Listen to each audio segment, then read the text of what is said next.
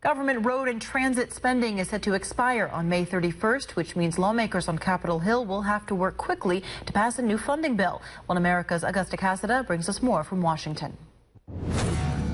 Transportation and infrastructure programs are often touted as a glimmer of bipartisan hope here in Washington. But the big obstacle is always how to fund it. The Obama administration has proposed an almost $500 billion transportation bill. The funding measure sent to Congress would last 6 years, looking beyond short-term patches in hopes of allowing America to build out, repair, and modernize the country's transit and highway network.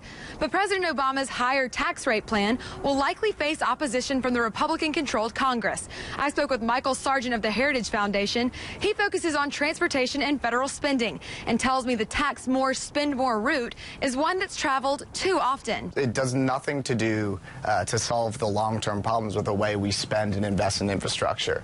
It continues the kind of the big government, Washington-centric approach that we've seen from this administration.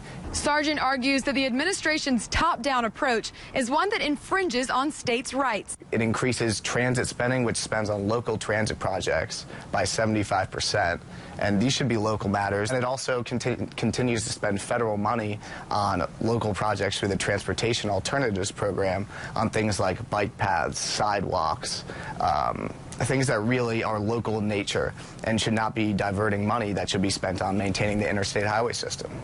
Both the House and Senate are currently working on their own transportation proposals. It's not likely they'll take up the president's draft. So unless they can agree on a long-term funding plan by the end of May deadline, Congress could end up passing yet another short-term fix. Augusta Cassada, One American News, Washington.